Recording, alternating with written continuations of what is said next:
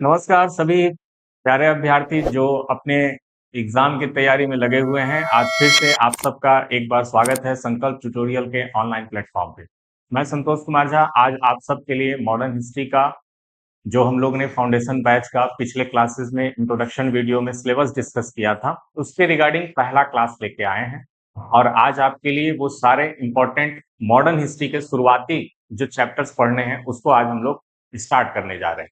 तो सबसे पहला चैप्टर जो हम लोग देखेंगे वो हम लोग के कांग्रेस की स्थापना और उसके प्रमुख अधिवेशन से संबंधित होगा।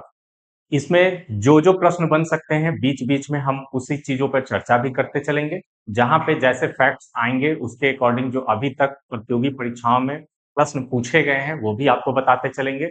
और जिसकी संभावना ज्यादा बनती है उस प्रकार के प्रश्न आने की उसको भी आपको बताते हुए चलेंगे। तो आइए स्टार्ट करते हैं। सबसे पहले हम लोग देखते हैं कांग्रेस की स्थापना के बारे में क्या क्या चीज हम लोग को पढ़ना है, किसमें कहां पर किस तरह से कौन कौन से टॉपिक ऐसे हैं, कौन कौन से मुख्य अधिवेशन है जिससे प्रश्न आएगा। टोटल इस वीडियो में आज भारतीय राष्ट्रीय कांग्रेस को कंप्लीट करना है और कौन कौन से मुख्य अधिवेशन हुए थे उसको भी जानना है। सबसे पहले तो भारतीय राष्ट्रीय कांग्रेस का अधिवेशन जो आप देखेंगे इसमें आईएनसी जो बना था उसके पहले की कुछ कहानियां हैं वो आपको जान लेना है। Indian national Congress INC short form में इसको लिख सकते हैं। और इसके स्थापना के विषय में बहुत सारी चर्चाएं होती हैं उसे भी आज थोड़ा सा हम लोग डिस्कस करेंगे। 28 दिसंबर माना जाता है, 28 दिसंबर 1985 को, यहाँ पे डेट में थोड़ा सा गड़बड़ है, 1885 को कांग्रेस की स्थापना हुई है। कांग्रेस की स्थापना 1885 में दिख रही है किसके द्वारा? एलन ऑक्टम हुम, जिसको एओ हुम नाम से भी शॉर्ट फॉर्म में जाना जाता है। और ये क्या थे? एक सेवानिवृत्त अधिकारी थे, सेवानिवृत्त अधिकारी थे ब्रिटिश प्रशासनिक सेवा के। ठीक है, याद रखिएगा इसको। और ये कहा जाता है दो तीन परिप्रेक्ष्य में बातें हैं जो ब्रिटिश इतिहासकार हैं वो इनके बारे में अलग विषय अपनी किताबों में लिखे हैं, जिसमें वेंडरबर्ग आपको देखने को बहुत अच्छे नाम में मिलेगा जो सबसे ज्यादा प्रमुख इतिहासकार हैं ब्रिटिश में। उन्होंने होम को बताया है कि वो एक प्रकार से ब्रिटिश सरकार के ही क्या थे? नुमाइंदे थे। और ब्रिटिश सरकार के नुमाइंदे होने के वजह से इन्होंने ब्रिटिश सरकार के दूरगामी प्रभाव को भारत पर पड़े रहने के लिए, उनकी प्रशासनिक व्यवस्था पे किसी प्रकार का खतरा ना आए, इसके लिए इन्होंने इसकी स्थापना करने का प्रयास किया था, जो ब्रिटिश इतिहासकार हैं उनका ये मानना है। इसके अलावा जब हम प्रमुख रूप से भारतीय इतिहासकारों में आते हैं तो भारतीय इतिहासकारों का मानना था कि वास्तव में हुम भारतीय समाज के उन व्यवस्थाओं में जिसमें अस्पृश्यता, जाति प्रथा, अंधविश्वास, बहुत सारी कुरीतियां जो समाज में व्याप्त थी उससे दुखित थे। और वो चाहते थे कि जो प्रमुख व्यक्ति हैं जो भारत के राजनीति में छोटे छोटे जगहों पर किसी भी प्रकार से प्रयासरत हैं इस अंधविश्वास या समाज में व्याप्त कुरीतियों को हटाने के लिए, उनको एक मंच, एक प्लेटफॉर्म देने की आवश्यकता इनको समझ में आ रही थी। इसलिए इन्होंने आईएनसी यानी इंडियन नेशनल कांग्रेस की स्थापना किया था। तो ये पीछे के जो इनका मतलब इनका स्थापना से पहले एओ होम के बारे में जो चर्चाएं चलती है उस पे हम लोगों ने डिस्कस किया। अब इसमें हम लोग सीधे सीधे कांग्रेस को देखेंगे, कांग्रेस के प्रमुख अधिवेशन को देखेंगे जिससे प्रश्न बनते हैं। समझने के लिए इतना काफी था कि किस प्रकार से कांग्रेस की स्थापना हुई। आईएनसी का होम के द्वारा स्थापना हुआ है कहां पर? मुंबई में। इसे याद रखिएगा, स्थान कहाँ है? मुंबई में। गोकुलदास तेजपाल संस्कृत विश्वविद्यालय, जो ये विद्यालय है, ठीक है, विद्यालय है, बाद में इसे विश्वविद्यालय का रूप दिया गया था। गोकुलदास तेजपाल संस्कृत ये स्थान का नाम है जो मुंबई में पड़ता है। इसके प्रथम अध्यक्ष जो थे उमेश चंद्र बनर्जी थे, जिनको WC बनर्जी भी लिखा जाता है। ठीक है, तो इससे आप कहीं भ्रमित मत होइएगा, शॉर्ट फॉर्म में WC बनर्जी भी नाम आपको देखने को मिलेगा। प्रथम अध्यक्ष के रूप में उमेश चंद्र बनर्जी थे और सचिव के रूप में या महासचिव भी कहीं कहीं लिखा हुआ मिलता है, इससे भी आप भ्रमित मत होइएगा। सचिव या महासचिव दोनों क्या थे? जो संस्थापक जिन्हें कहा जा रहा है उन्हीं को यह पद दिया गया था, एओ हूं, और लंबे समय तक यही रहे हैं, इसे भी आप याद रखिएगा। जो पहली मीटिंग हुई थी जिसमें अध्यक्षता बिमेश चंद्र बनर्जी कर रहे हैं, उसमें प्रारंभिक सदस्यों की जो प्रतिनिधित्व करने वाले सदस्यों की संख्या थी वो टोटल कितनी थी? 72 थी। ठीक है, 72 लोग के द्वारा पहली मीटिंग, पहला अधिवेशन इनका हुआ है कहां? बंबई में। ये याद रखिएगा, बिमेश चंद्र बनर्जी की अध्यक्षता। महत्वपूर्ण सदस्य इनके अलावा दादा भाई नौरोजी, फिरोज शाह मेहता, सुब्रमण्यम, वीर राघवाचारी। ये शुरुआती दौर में आप इतने लोगों को देख रहे हैं। दादा भाई नौरोजी शुरुआत से जुड़े हुए थे, ग्रेट ओल्ड मैन के नाम से इनको जाना जाता है। और सबसे अधिक बार देखा जाएगा तो 3 से 4 बार ये लंबे समय तक 3 से 4 बार ये क्या बनेंगे, अध्यक्ष बनेंगे, आगे आप देखेंगे। और इनकी बात को पत्थर की लकीर कांग्रेस मानती थी। सबसे ज्यादा बुजुर्ग, सबसे ज्यादा वरिष्ठ और सबसे ज्यादा सम्मान इन्हीं के प्रति पूरे कांग्रेस में था। इसको भी आप आगे देखेंगे। क्या उद्देश्य था, क्यों इस संस्था का भारतीय राष्ट्रीय कांग्रेस की स्थापना हुई? तो भारतीय राष्ट्रीय कांग्रेस की स्थापना देश के लोगों के लिए जो लगन से काम करते थे उनको आपस में घनिष्ठ और मित्रता बढ़ाने के लिए, दूसरा सामाजिक महत्व के प्रश्नों पर परिपक्व समितियों द्वारा, मतलब एक ऐसी समितियां जो हर प्रकार के हर पहलुओं पर चर्चा कर सके, ब्रिटिश सरकार के सामने अपने प्रत्येक मांग आवेदन को सही रूप में रख सके, उन सबको एक जगह पर संग्रहित करना या एक जगह पर लाने के लिए ये संस्था को स्थापित किया गया था। उद्देश्य में यही आपको देखने को मिलेगा। दिशा निर्देशों को जारी करके उनके द्वारा राजनीतिक देश के हित के लिए कार्य करना, मतलब राजनीतिक देश हित के लिए कार्य करना। देश में व्याप्त सबसे बड़ा कारण क्या था? धर्म, वंश एवं प्रांत संबंधी मतभेदता थी लोगों में बहुत सारा, की मतलब इस धर्म के हैं तो हमारा धर्म ऊपर जाना चाहिए। वंश के प्रति, परंपराओं के प्रति, प्रांत, जिस प्रांत से हैं उनको लगता था वो प्रांत ही उनका सब कुछ है। इस प्रकार से जो मतभेद थे लोगों में उसको समाप्त कर राष्ट्रीय एकता की भावना को प्रोत्साहित करना, ये प्रमुख उद्देश्य हैं जो आपको थोड़ा सा अपने मस्तिष्क में रखना है। आईएनसी की स्थापना के लिए क्या जरूरत पड़ गई थी जो भारतीय राष्ट्रीय कांग्रेस की स्थापना हुई? पहले भारतीय राष्ट्रीय कांग्रेस की स्थापना में भारतीय राष्ट्रीय कांग्रेस की स्थापना से पहले इंडियन नेशनल यूनियन, ठीक है, इंडियन नेशनल यूनियन के नाम से इसको जाना जाता था। दादा भाई नौरोजी के कहने पर इसका नाम इंडियन नेशनल कांग्रेस या आईएनसी हुआ। ठीक है, आपसे यह प्रश्न पूछा गया है, मैंने पहले आपको बताया है। जहां जहां पे प्रश्न बनने वाले या बने हुए हैं उसकी भी चर्चा हम लोग साथ में करते हुए चलेंगे। तो आपसे पूछा गया है कि किसके कहने पर Indian national Congress Indian national union का नाम पड़ा? तो दादा भाई नौरोजी, ये नाम याद रखिएगा। प्रथम बार इसका जो नोटिफिकेशन कह लीजिए, सूचना कह लीजिए, या एक तरह से किसी प्रकार की जानकारी कह लीजिए, अगर लोगों को प्राप्त हुई थी तो मद्रास के एक समाचार पत्र था हिंदू, हिंदू में इसकी घोषणा हुई थी कि 1885 में सबसे पहले हिंदू नामक पत्रिका, हिंदू नामक समाचार पत्र ने ही प्रकाशित किया था कि आईएनसी स्थापित हुई है और विमेश चंद्र बनर्जी के द्वारा प्रथम अध्यक्षता में बंबई में उसका अधिवेशन हुआ है। 28 दिसंबर 1885 को कांग्रेस का पहला सम्मेलन मुंबई में ग्वालियर टैंक स्थित मैदान गोकुलदास तेजपाल संस्कृत कॉलेज में संपन्न हुआ। ये पहले आप पढ़ चुके हैं। 72 प्रतिनिधियों ने भाग लिया था। अब इसमें मुख्य रूप से कभी कभी आरओ में एक अच्छी प्रतियोगी परीक्षा है, आप लोग जानते होंगे, तो जानते होंगे, समीक्षा अधिकारी, उसमें यह प्रश्न पूछा है, इसलिए मैंने डाल दिया है यहाँ पर। बॉम्बे प्रेसिडेंसी से 38 प्रतिनिधि भाग लिए थे, मद्रास प्रेसिडेंसी से 21 प्रतिनिधि भाग लिए थे। उत्तर प्रदेश अवध बोला जाता था, उस समय संयुक्त प्रांत के नाम से भी जाना जाता था उत्तर प्रदेश को, बाद में उत्तर प्रदेश बना है। संयुक्त प्रांत के नाम से अवध, अवध के जितने लोग थे उसमें के साथ, ठीक है, के साथ 7 लोगों के, और यहाँ पे 7 लिख लीजिएगा, छूट गया है। बंगाल प्रेसिडेंसी के 3 और पंजाब के 3, टोटल जोड़ के जितने भी थे उसमें 72 लोग शामिल थे जो पहले आईएनसी के मीटिंग में भाग लिए थे। दूसरी बार जब भाग लिए 400 हो गया, उसके बाद 1200। तीन ही अधिवेशन में इतनी तेजी से पूरे भारत में एक प्रकार से आईएनसी या भारतीय राष्ट्रीय कांग्रेस का दौर बहुत तेजी से बढ़ा और धीरे धीरे इसकी लोकप्रियता पूरे चरम सीमा पर थी। इसलिए हम देख रहे हैं कि तीसरे अधिवेशन में ही 1200 लोग इसके मीटिंग में शामिल हो जाएंगे। ठीक है, ये आपके लिए स्पेशल कह सकते हैं एक पॉइंट है जिसको हम अपनी क्लासेस में डालते हैं। जब 10 मिनट 15 मिनट पढ़ लेने के बाद कुछ चीजें मिस होने लगती है तो उसको मेमोराइज करने के लिए स्टूडेंट्स को ये चीजें डालते हैं। इसको टू द पॉइंट पे हम लोग केवल चर्चा करते हैं, जो अभी हम लोगों ने पढ़ा था उसी को दोबारा। भारतीय राष्ट्रीय कांग्रेस की स्थापना किसने की? तो हुम के द्वारा। भारतीय राष्ट्रीय कांग्रेस के प्रथम अध्यक्ष कौन थे? विमेश चंद्र बनर्जी। भारतीय राष्ट्रीय कांग्रेस पर प्रार्थना, याचना तथा विरोध के राजनीति करने का आरोप किसने लगाया था? तो बाल गंगाधर तिलक। ठीक है, बाल गंगाधर तिलक ऐसे व्यक्ति थे भारतीय राष्ट्रीय कांग्रेस में, ये थे, याद रखिएगा। 1907 में सूरत अधिवेशन हुआ था और सूरत अधिवेशन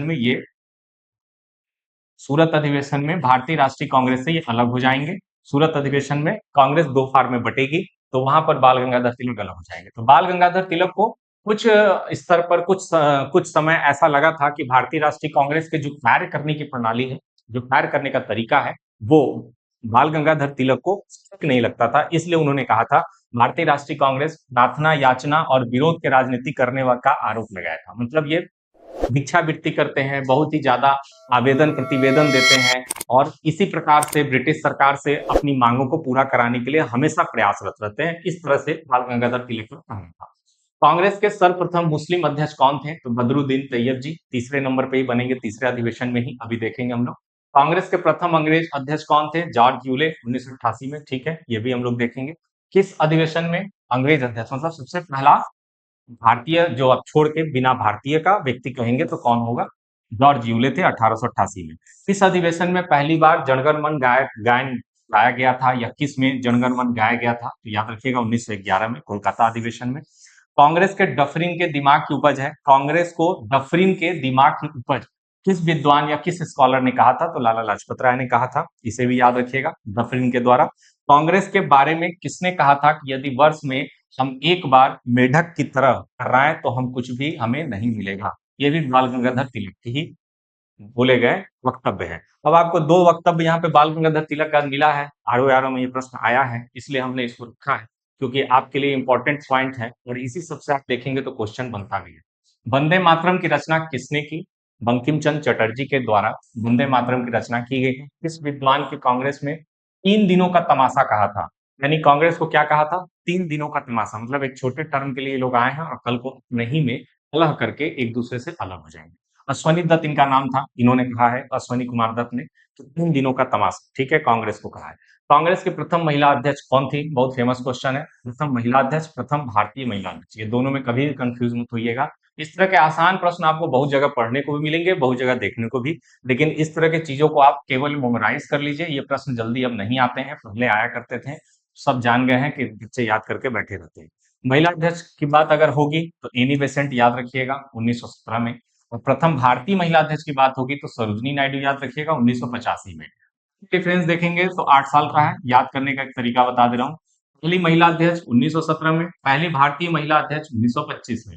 8 साल का टाइम डिफरेंस है, 8 साल के बीच में 1924 में, ठीक है, याद रख लीजिए 1924 में, यानी सरोजिनी नायडू के अध्यक्ष पद पे आने से 1 साल पहले महात्मा गांधी, यानी एक बार केवल बने हैं गांधी। कब बने हैं? 1924 में, और 1924 में महात्मा गांधी के बनने के बाद 1925 में ही प्रस्तावित और अपने मत के द्वारा उन्होंने कहा था कि सरोजिनी नायडू को बनाना चाहिए अध्यक्ष। तो ये टाइम डिफरेंस के बीच में गांधी जी को अगर रखेंगे तो आपको याद हो जाएगा, एक साथ 3 चीजें आपको याद हो सकती है।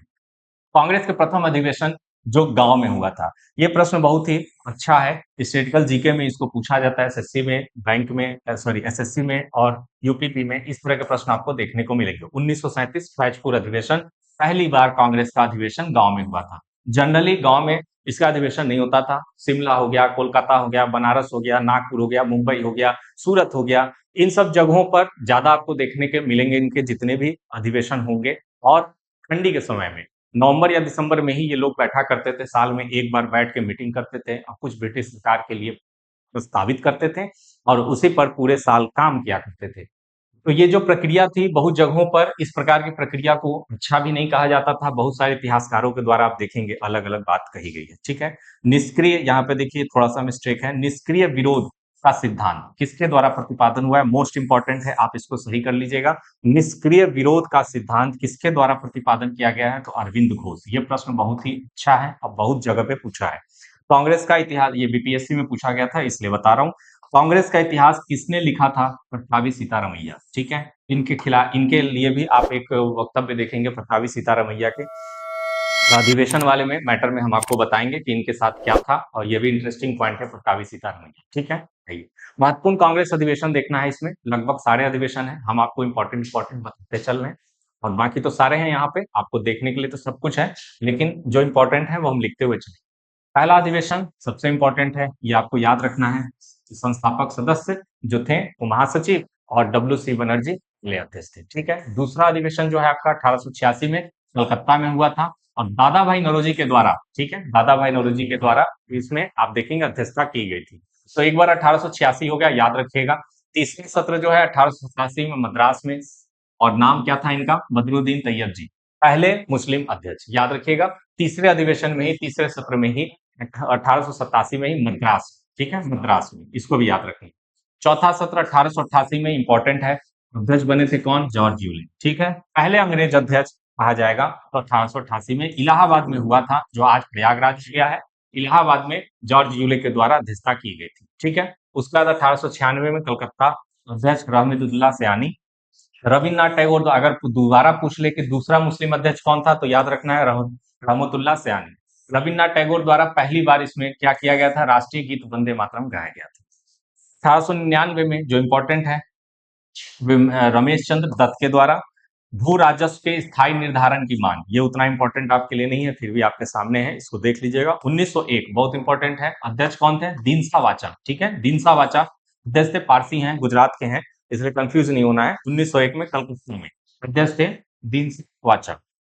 पहली बार पहली बार अ, पहली बार गांधी जी कांग्रेस के मंच पर दिखाई दिए थे 1901 में, ठीक है। 1901 में गांधी जी पहली बार, अब देखेंगे तो यहां पर देखने को मिलेंगे, यानी कांग्रेस के सदस्यता, कहेंगे कांग्रेस की सदस्यता गांधी जी ने सबसे पहली बार कब ली थी? तो 1901 में, याद रखिएगा।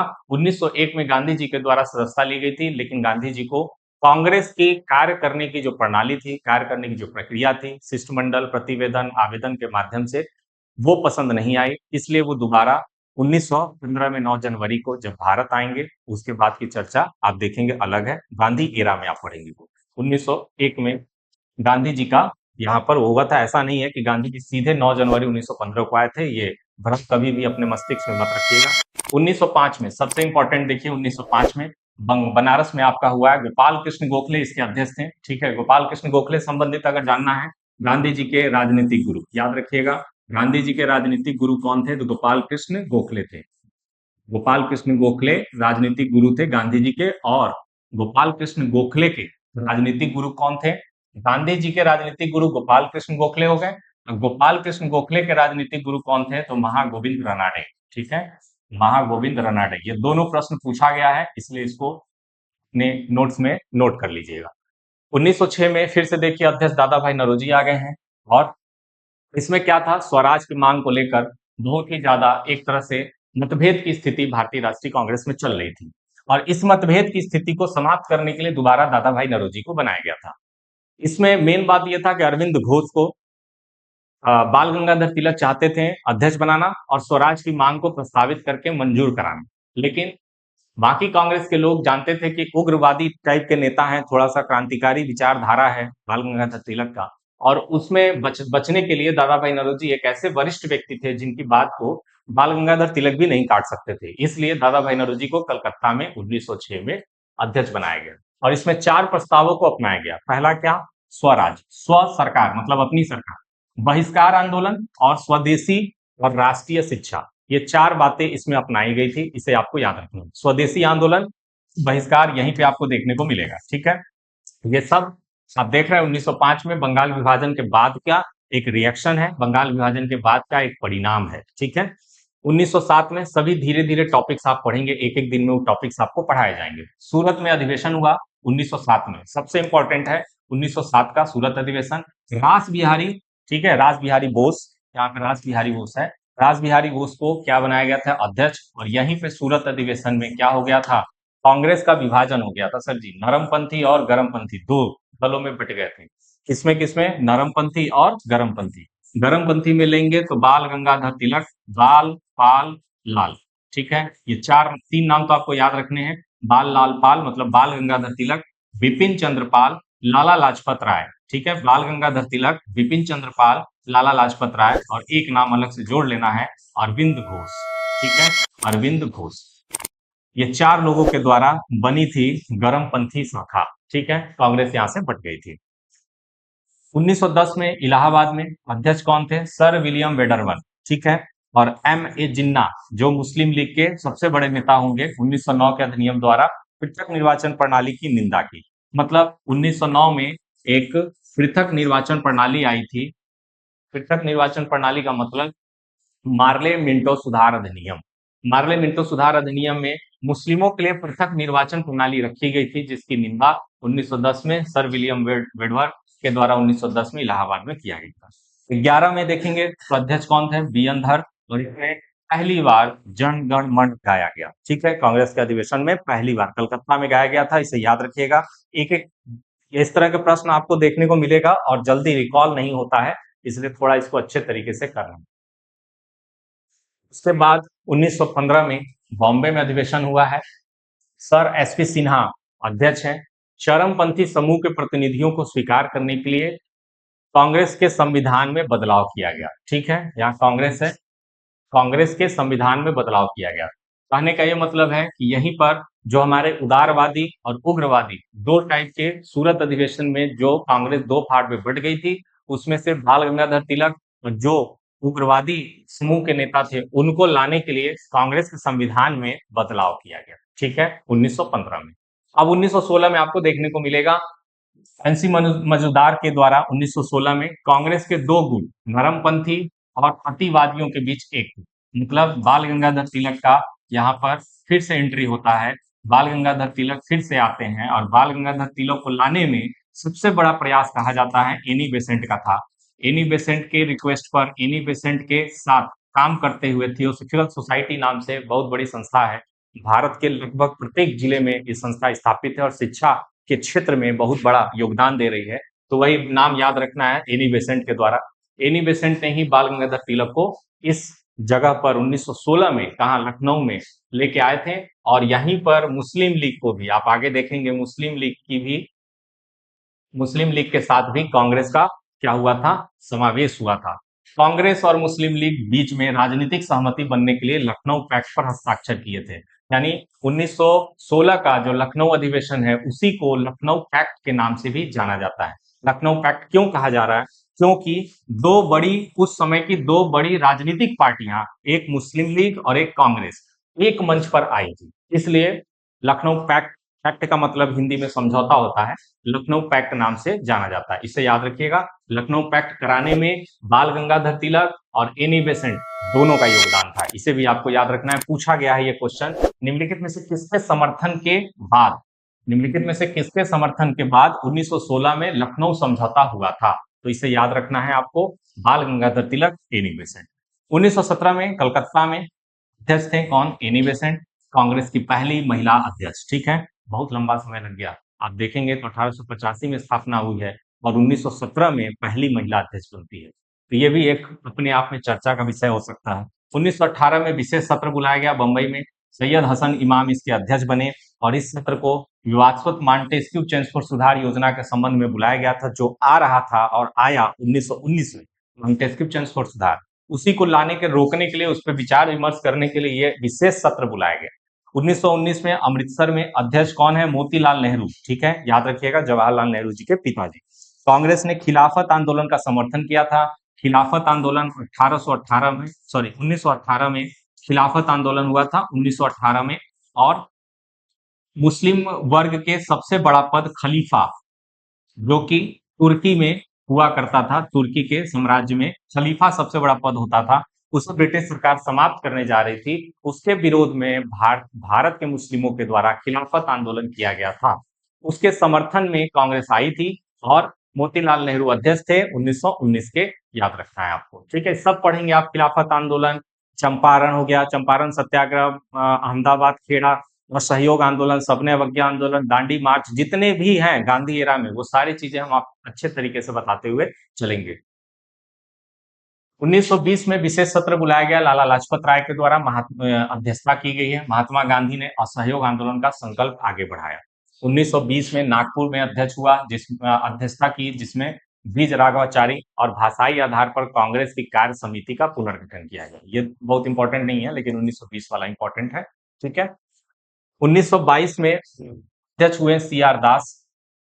सीआर दास और अन्य नेता इंडियन नेशनल कांग्रेस से अलग हो गए और स्वराज पार्टी का गठन हुआ। ठीक है, यहां पर याद रख लीजिए, स्वराज पार्टी का गठन 1923 में हुआ था। कहां हुआ था, इलाहाबाद, बगल में ही है, इलाहाबाद में हुआ था, इसे याद रखिएगा। इलाहाबाद जो इस समय प्रयागराज हो गया, 1923 में स्वराज पार्टी का गठन हुआ था। और करने वाले कौन कौन थे, एक व्यक्ति का नाम यहाँ पे दिया हुआ है, सीआर दास, और दूसरे व्यक्ति का नाम है मोतीलाल नेहरू। यानी दोनों व्यक्तियों के द्वारा ये स्वराज पार्टी का गठन किया गया है। इसे याद रखिएगा, मोतीलाल नेहरू और सी आर दास के द्वारा। बहुत बार ये प्रश्न पूछा गया है। इसके बाद 1924 में बेलगाम में अध्यक्ष कौन थे? एम के गांधी।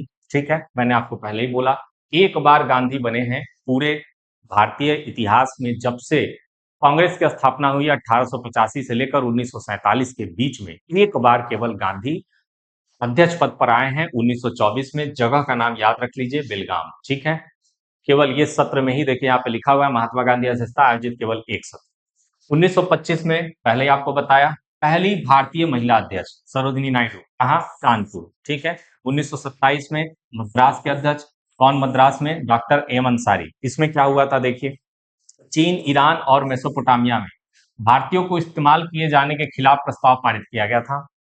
साइमन कमीशन के बहिष्कार के खिलाफ एक प्रस्ताव पारित किया गया था और पूर्ण स्वराज पर संकल्प को अपनाया गया था।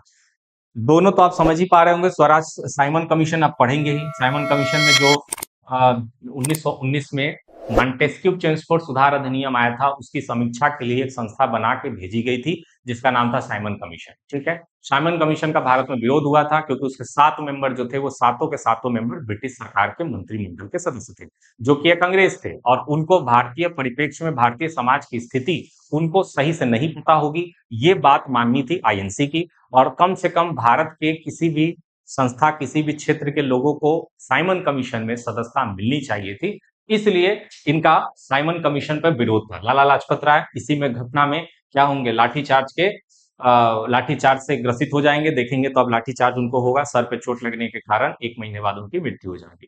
पूर्ण स्वराज को संकल्प को अपनाया था। अब ये पूर्ण स्वराज वाला आगे रिजल्ट देगा आपको, देखेंगे जब सबसे पहली बार सबसे युवा देखेंगे तो युवा अध्यक्ष चुन के आएंगे। 1928 में कलकत्ता में अध्यक्षता हुई, मोतीलाल नेहरू अध्यक्ष बने, अखिल भारतीय युवा कांग्रेस का गठन। देखिए ये वाला इंपॉर्टेंट पॉइंट है, अखिल भारतीय युवा कांग्रेस का गठन 1928 में हुआ है मोतीलाल नेहरू के द्वारा। और 1929 में जस्ट पिताजी बने हैं 1828 में, लड़का जब बनेगा तो कब बनेगा भैया? देख लो, जवाहरलाल नेहरू। तब 1 साल बाद 1929 में सबसे युवा अध्यक्ष Jawaharlal Nehru first time entry मारते हैं 1929 में। और उसके बाद जिस प्रकार से उनकी पकड़ कांग्रेस पे हो जाती है और कांग्रेस के कार्यशैली में जो बदलाव आता है, वो बहुत ही चर्चा का विषय था। 1929 में आते ही जवाहरलाल नेहरू पूरी तरह से पूर्ण स्वराज के प्रस्ताव पर एकदम सहमत हो गए, और ये बाल गंगाधर तिलक से, ठीक है, बाल गंगाधर तिलक से बहुत ही प्रभावित थे। और बाल गंगाधर तिलक की मृत्यु 1 अगस्त 1920 को हो गई और स्वराज की मांग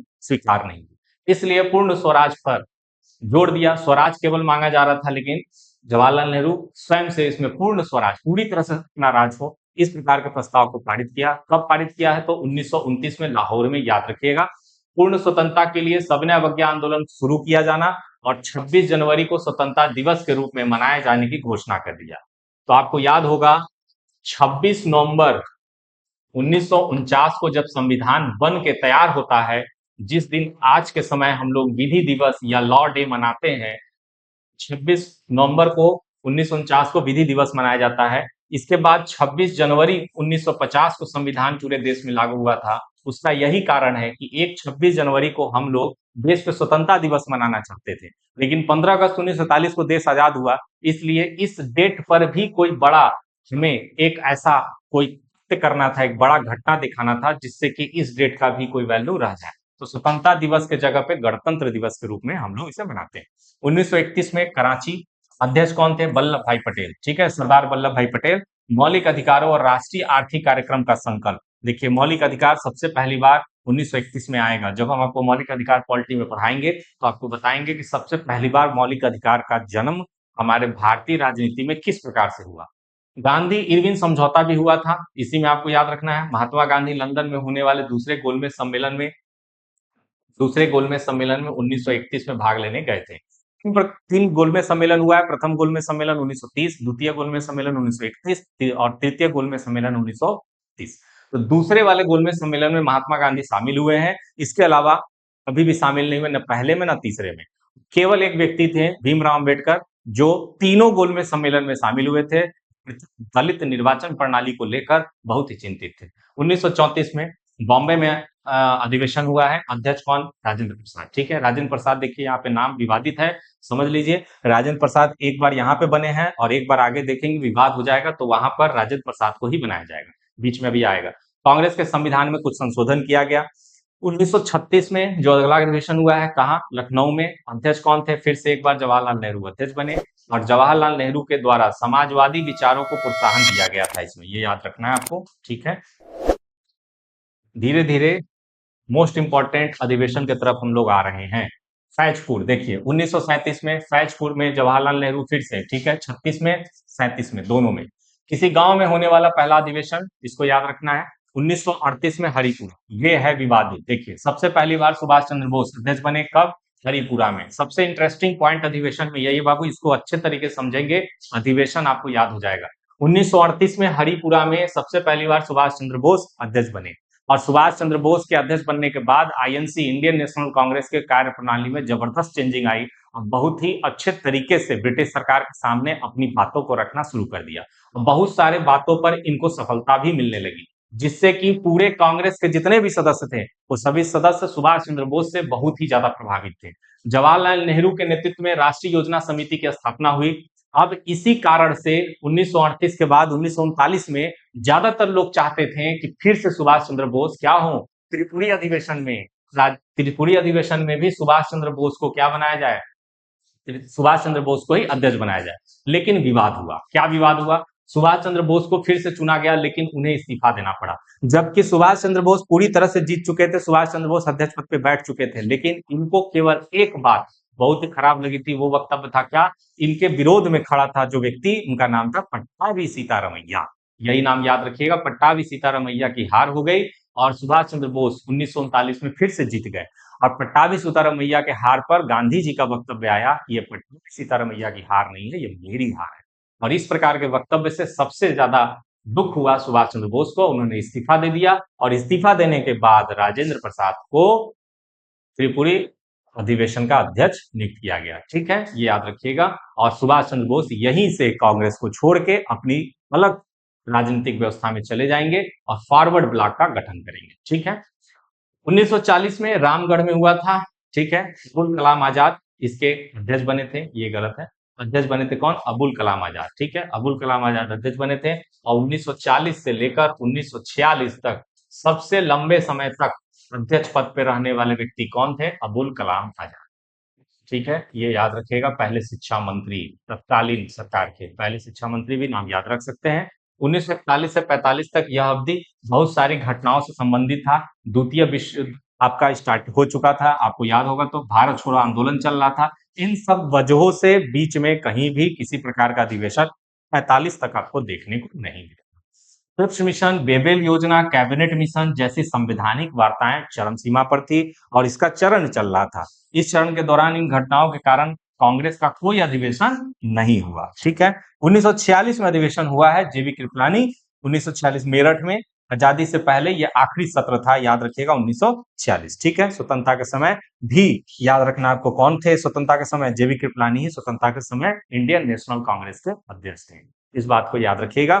आज के लिए आप सबको इतनी डिटेल में जो चीजें मैंने बताया इसको आप रिवाइज कर लीजिएगा। फिर से एक बार आप सबसे निवेदन है कि हमारे चैनल को जितना जल्दी से जल्दी आप सब्सक्राइब करेंगे, शेयर करेंगे, हम लोग क्वांटिटी में सब्सक्राइबर में ज्यादा आगे जाएंगे, लाइव सेशन लाने की कोशिश हम लोग करेंगे और आप सबके लिए अच्छे कंटेंट के साथ फिर एक नए वीडियो में अगले क्लास में आपके सामने मैं हाजिर होऊंगा। और आप अपनी निरंतर पूरी तैयारी में लगे रहिए और इसी के साथ ढेर सारी शुभकामना के साथ अगले वीडियो मिलते हैं। तब तक के लिए धन्यवाद।